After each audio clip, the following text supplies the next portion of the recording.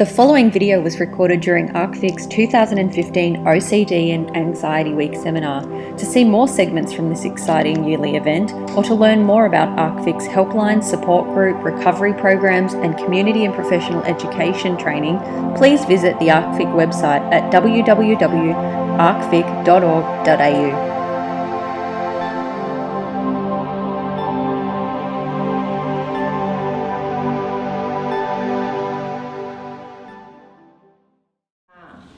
And Sunil is going to talk about storytelling, one's life towards health.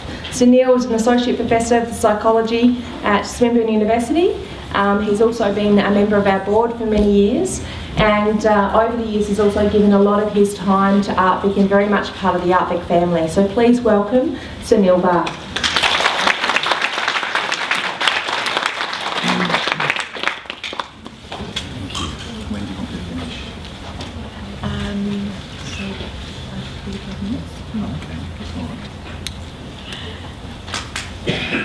Okay, hello everyone. This is the spot, isn't it? Past 3 o'clock after your break. You've all just had a stretch, so I don't need to ask you to get up, but if I see anyone nod, that's going to be my cue to get you to do some moving.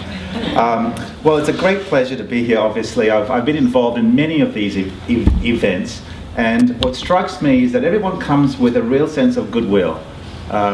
From the presenters as well as from the audience. And I'm going to be asking you for that goodwill as we go through the next 35 minutes, because I'll be asking you questions, and I hope that you'll see fit to maybe answer some of those questions. I do have a plan B. If I ask a question and nobody answers, I start pointing. How's that? All right. So let's talk about stories.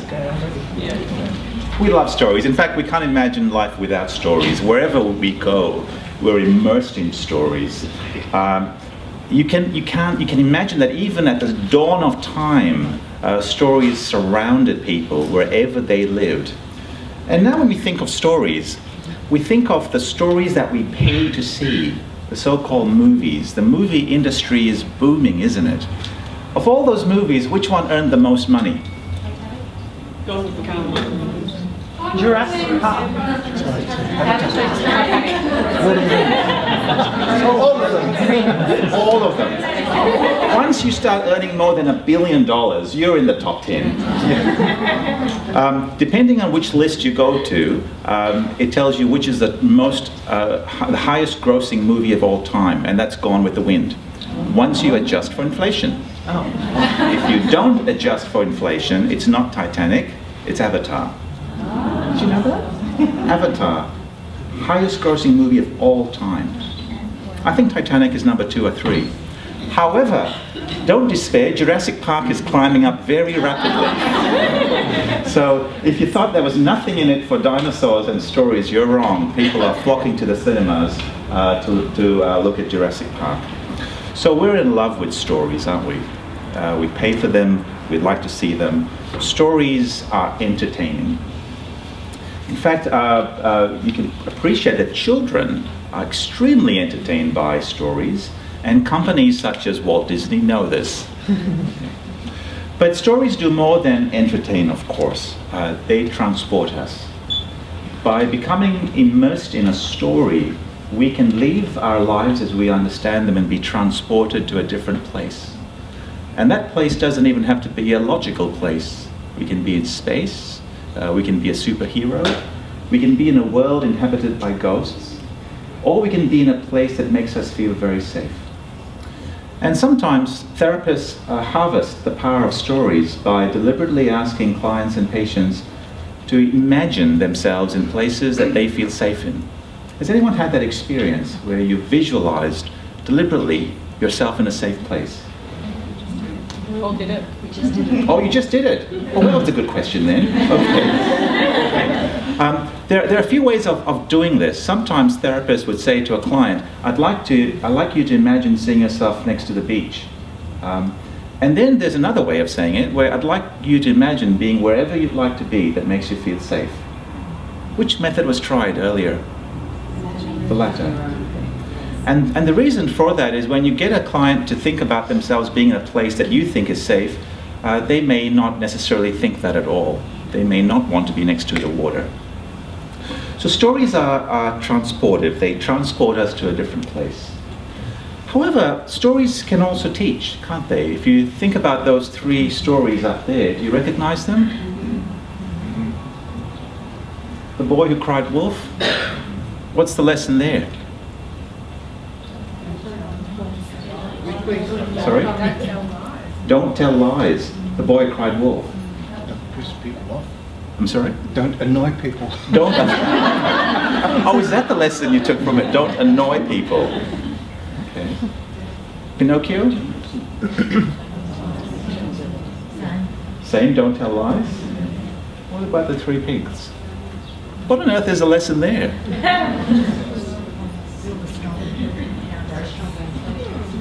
If you buy a house, make sure it's made of bricks. You said something else. Well, something about strong foundation. Have a strong foundation. And look, lecturers and teachers know this. They say that if you tell a story in a lecture hall, you're much more likely to get the engagement of students than if you badger them with facts.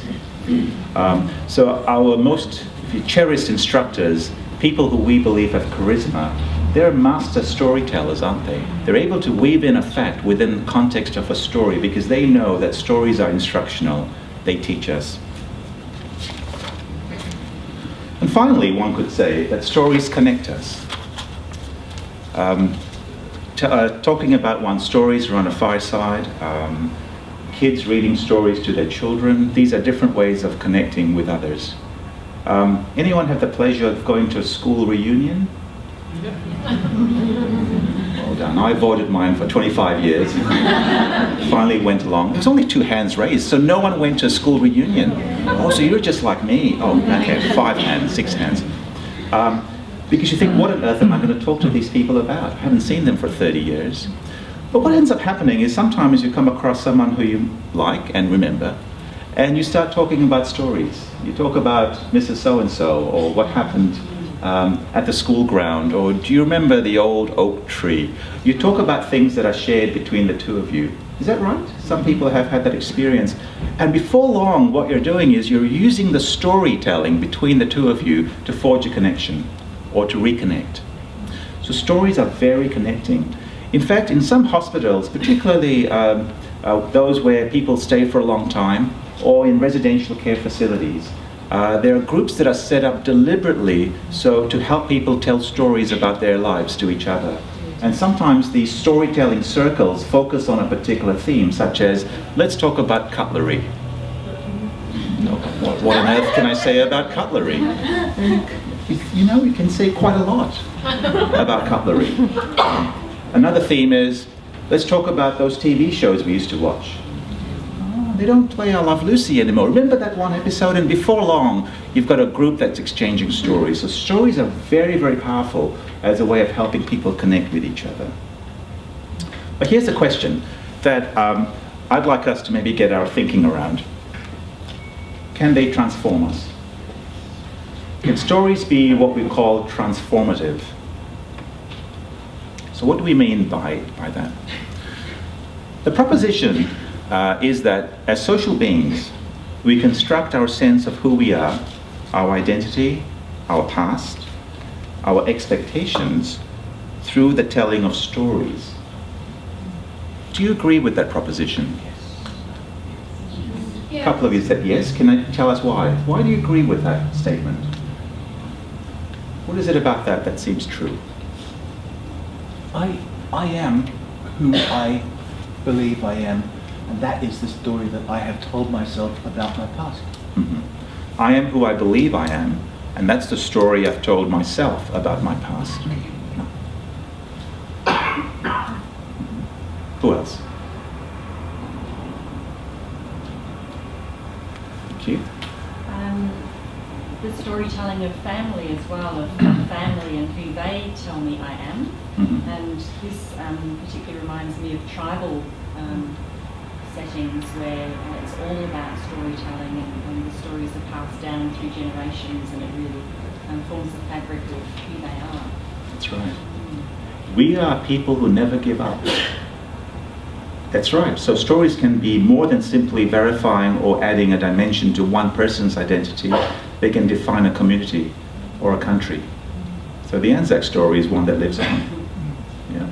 We may be rough on the edges, but we persevere.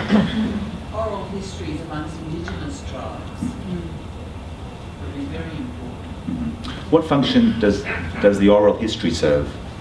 Passes on culture and behaviour. That's right. Manliness. Yeah. Sometimes in a digital age, I would put to you, we forget that stories are the glue that bind the present and the future to the past.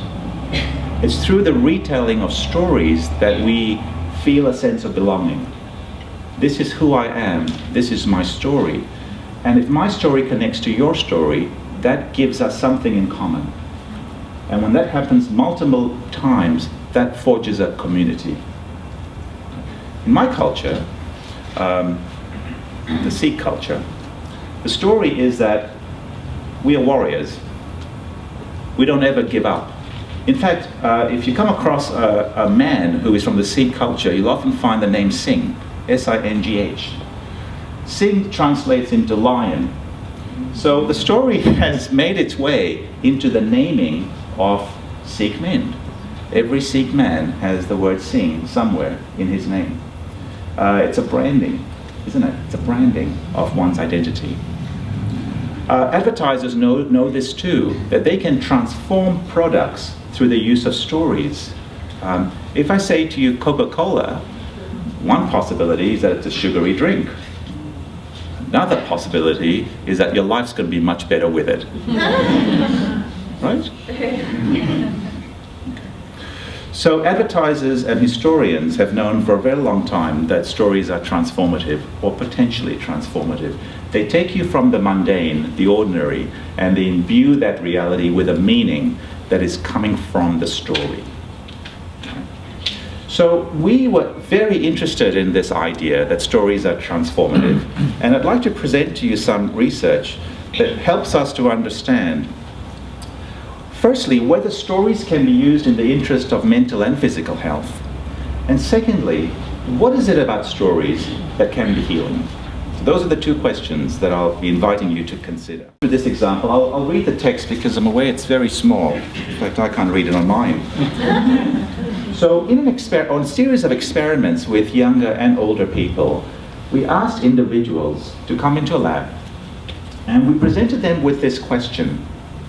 Think back over your life and try to remember times when you managed to solve a problem which required some effort or creativity on your part. That was the question.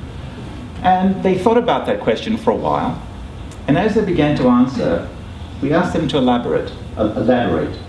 Can you describe the problem you faced? What was the outcome? How did you feel then? How did you solve the problem? What did you do? How did you think of the solution?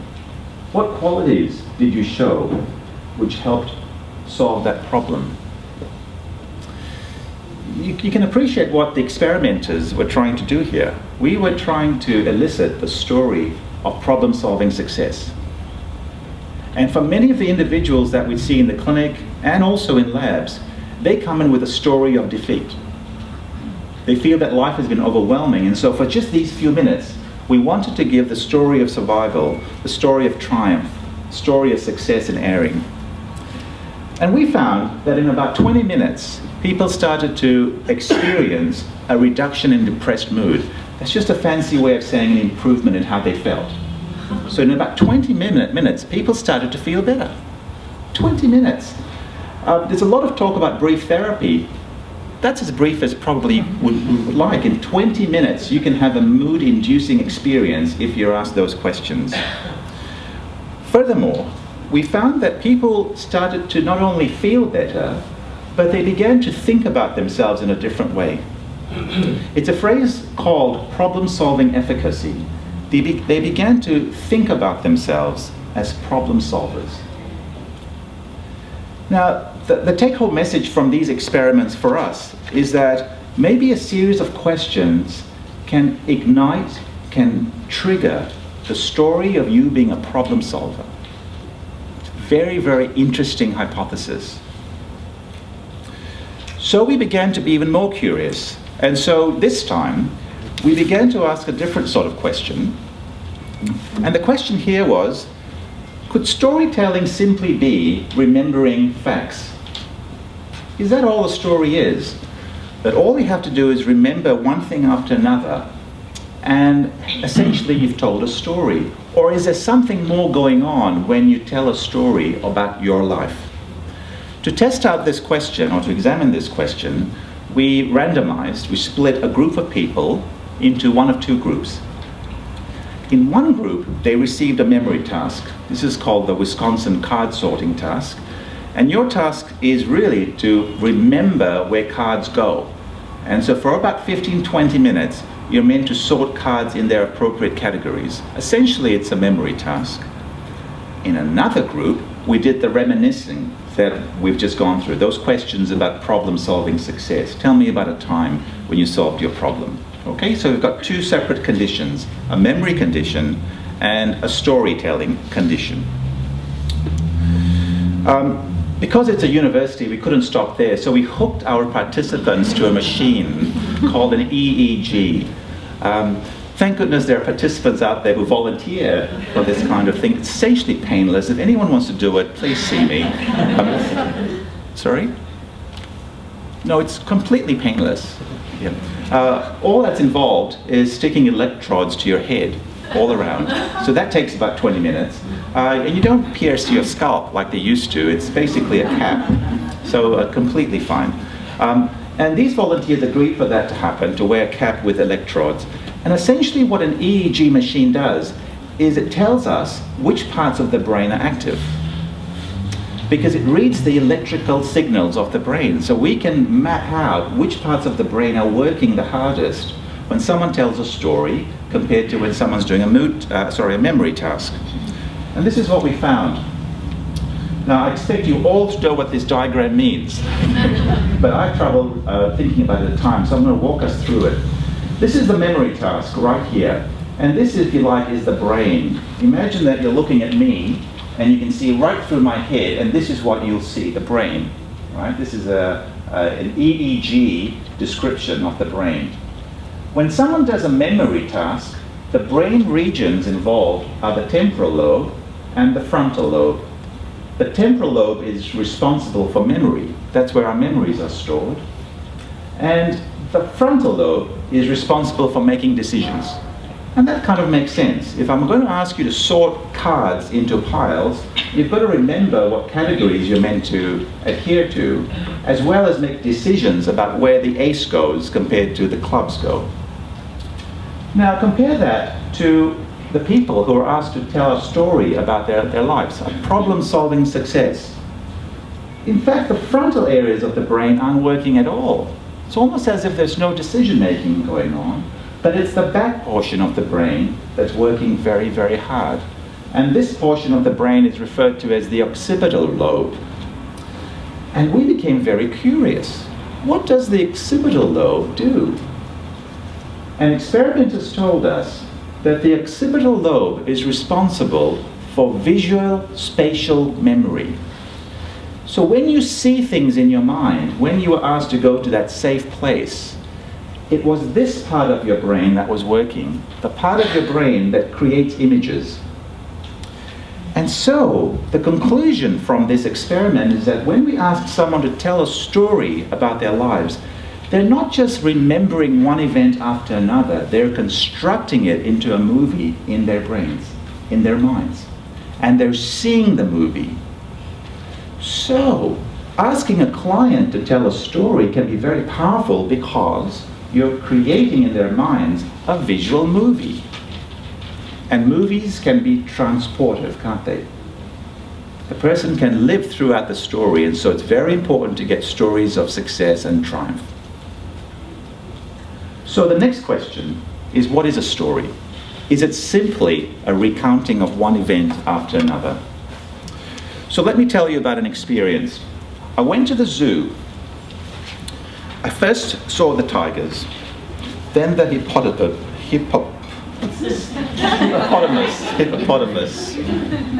I then saw the pigeon, saw the crocodile, then we went over to the snake house, saw some spiders, saw the giraffe, and you're thinking, oh brother, when is this going to end? There's something quite unsatisfying about listening to a list. This is not what we typically think is a story. There's something very unstory-like about it. It promises to be a story because you're expecting some dramatic climax. Did the tiger run out?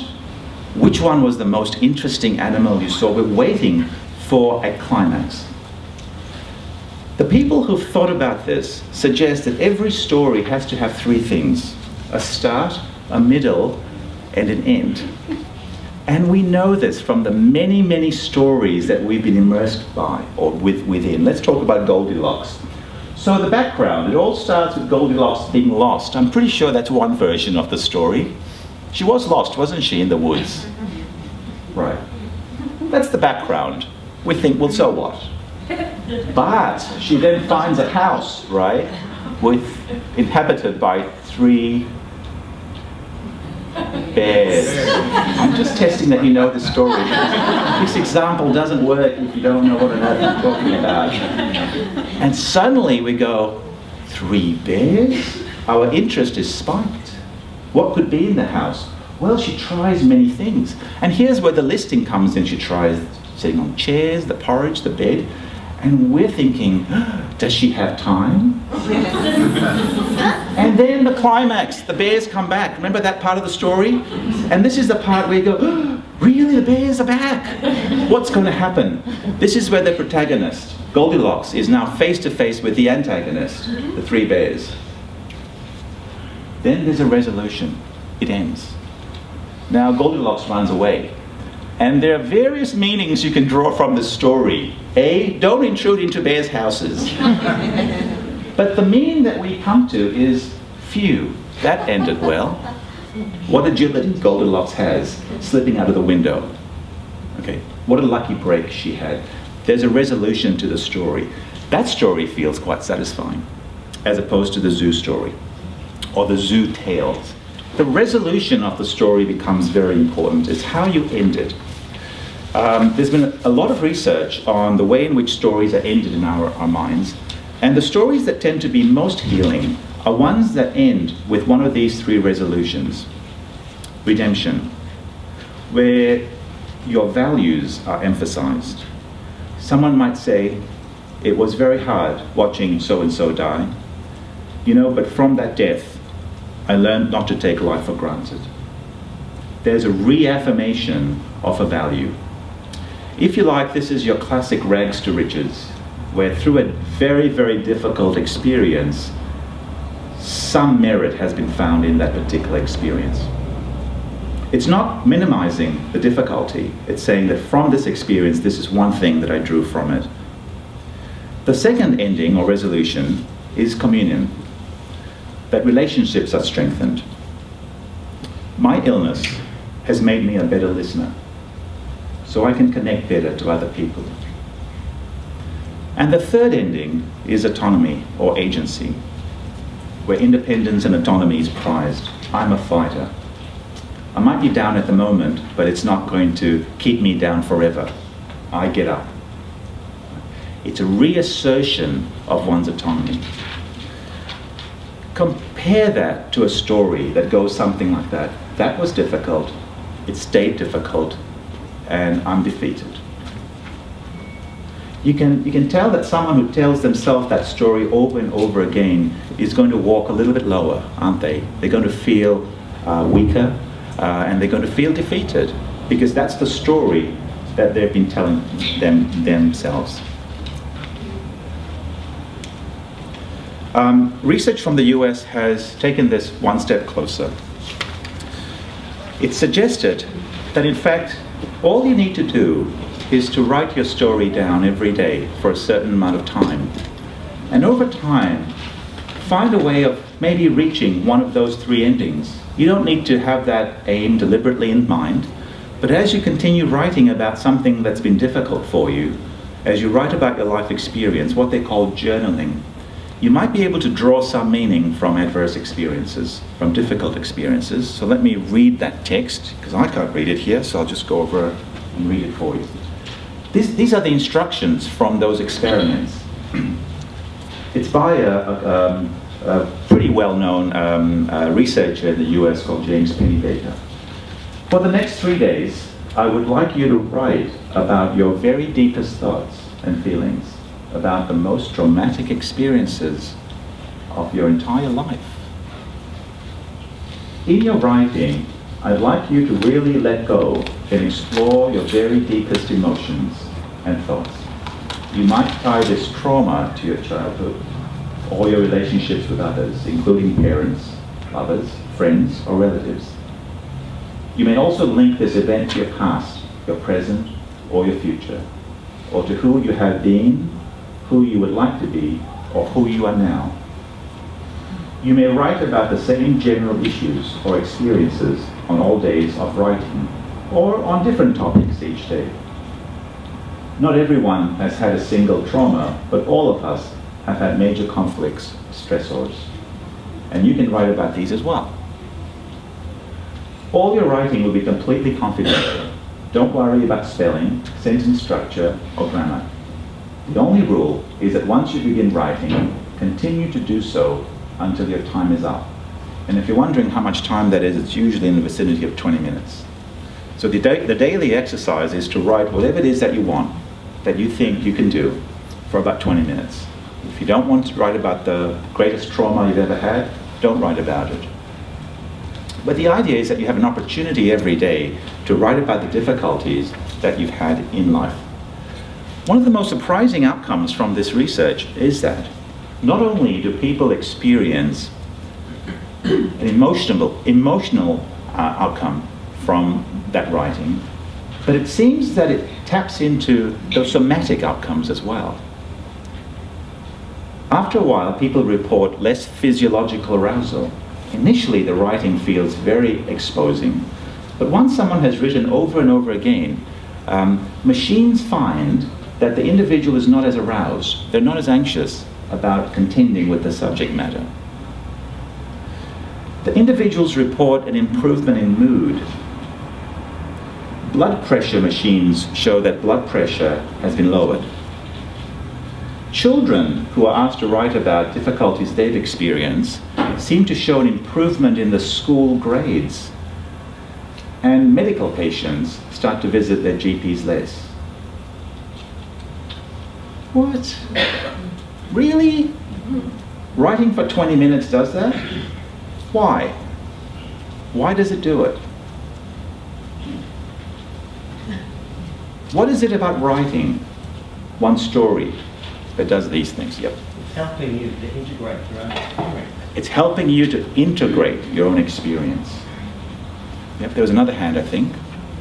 Yeah, and to add to that, it's a kind of processing of your experience and a shaping of it, so that you're no longer simply kind of subject to it, but you've got some agency in it, I guess, too.